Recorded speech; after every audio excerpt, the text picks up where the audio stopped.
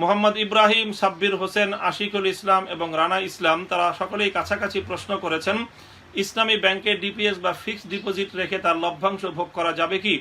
যেহেতু ব্যাংকের কর্তৃপক্ষের সঙ্গে কথা বললে তারা জানান যে কয়েকটি কারণে সুদ হওয়ার সম্ভাবনা আছে, সেগুলো তারা এড়িয়ে চলেন। যে সকল কারণে সুদ হওয়ার সম্ভাবনা আছে ইসলামী ব্যাংকগুলো তা এড়িয়ে চলেন। তারা আরো বলেন যে ব্যাংক যেহেতু গ্যারান্টি দিচ্ছে সুদ না হওয়ার, সুতরাং এরপরও ব্যাংক সুদি লেনদেন করলে এর জন্য ব্যাংকই দায়ী থাকবে, গ্রাহক নয়। যেমন ইমাম সাহেব যদি উজু ছাড়াই নামাজ পড়িয়ে দেন, ওনার উপর ইক্তেদা করার কারণে মুসল্লিদের কোনো দায়ভার থাকবে না।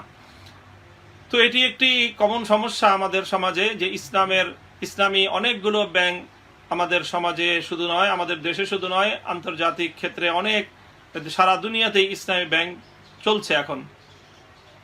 তো এখন এই ইসলামী ব্যাংকগুলোতে ডিপোজিট রেখে ইসলামী ব্যাংকগুলোর যে মুদারাবা অ্যাকাউন্ট আছে, সেই মুদারাবা সেভিংস অ্যাকাউন্টে টাকা রাখলে সেখান থেকে লভ্যাংশ আসে, সেই লভ্যাংশ ভোগ করা এটি বৈধ হবে কিনা?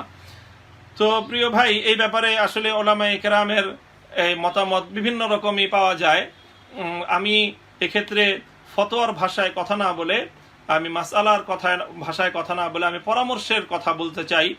পরামর্শের কথা বলবো, সেটি হলো যে যেহেতু আসলে একটি ইসলামী ব্যাংক, যে কোনো ব্যাংক হাজার হাজার লক্ষ লক্ষ ডিপোজিটরদের কাছ থেকে সঞ্চয় সংগ্রহ করে থাকে, অতঃপর এই সঞ্চয়ের টাকাগুলো তারা ইনভেস্ট করে থাকে বিভিন্নভাবে।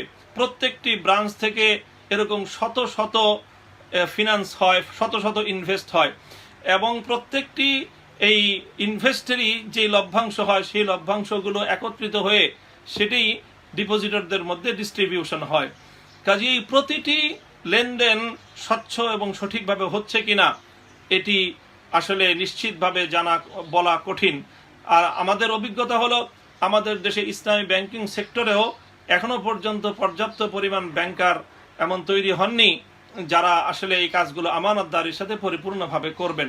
কিছু ত্রুটি বিচ্যুতি থেকেই যায়। কাজেই এই জন্য কারো পক্ষে যদি সম্ভব হয় ব্যাংকে কোনো ডিপোজিটের লভ্যাংশ ভোগ করা ছাড়া অন্য ব্যবসা বাণিজ্য ইত্যাদির মাধ্যমে সে তার জীবিকা নির্বাহ করবে, তাহলে এই ধরনের, যেহেতু এখানে কিছুটা সংশয় এবং সন্দেহের অবকাশ রয়েছে, এজন্য এই ধরনের ব্যাংকে ডিপোজিট রেখে তার লভ্যাংশ ভোগ করা থেকে বিরত থাকাটাই অধিকতর সতর্কতার কারণ হবে, অধিকতর সতর্কতার পন্থা হবে।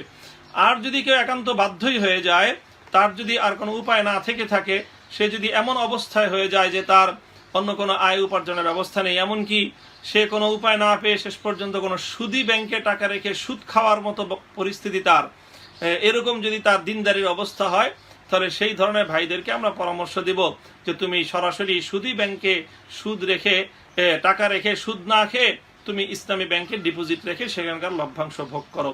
আর এই কথাটি অবশ্যই যারা ব্যাংকের সঙ্গে সংযুক্ত আছেন, দায়িত্বশীল রয়েছেন, ব্যাংকগুলোর যারা শরিয়া কাউন্সিলের মেম্বার রয়েছেন এবং ব্যাংকগুলোর যারা ম্যানেজিং পোস্টগুলোতে রয়েছেন, দায়িত্ব অবশ্যই তাদের উপর বর্তাবে। তবে গ্রাহকরা যেহেতু জানছি আমরা ব্যাপকভাবে কিছু সংশয় রয়েছে, কাজে এক্ষেত্রে গ্রাহকদেরও একেবারে সম্পূর্ণ দায় মুক্তির উপায় নেই। সতর্কতা অবলম্বন করতে চাইলে কেউ এই ধরনের আয় ভক্ষণ করা থেকে বেঁচে থাকাটাই বেশি অধিকতর সতর্কতার কারণ হবে। তবে যারা আমরা এমনিতে টাকা রাখি, ব্যাংকিং কার্যক্রম পরিচালনা করি, তাদের জন্য অবশ্যই এটি উত্তম হবে যে ব্যাংকিং যেহেতু করতেই হয়, ব্যাংকিং কার্যক্রম ছাড়া আমাদের কোনো উপায় নেই। আমি যখনই কোনো টাকা রাখি, আমি কারেন্ট অ্যাকাউন্টে রাখি অথবা সেভিংস অ্যাকাউন্টে রাখি, সেটি ওই ব্যাংকের জন্য একটি লাভের একটা ব্যাংক এটার দ্বারা উপকৃত হয়। কাজে সেক্ষেত্রে আমি সুদী ব্যাংকে, কনভেনশনাল ব্যাংকগুলোতে আমরা ব্যাংকিং না করে ইসলামিক ব্যাংকগুলোর সঙ্গে ব্যাংকিং করাটা এটি আমাদের জন্য ভালো হবে। কাজে এক্ষেত্রে আমরা সুদ এবং সুদী কার্যক্রমকে সহায়তা করা থেকে আমরা নিজেদেরকে রক্ষা করতে পারবো।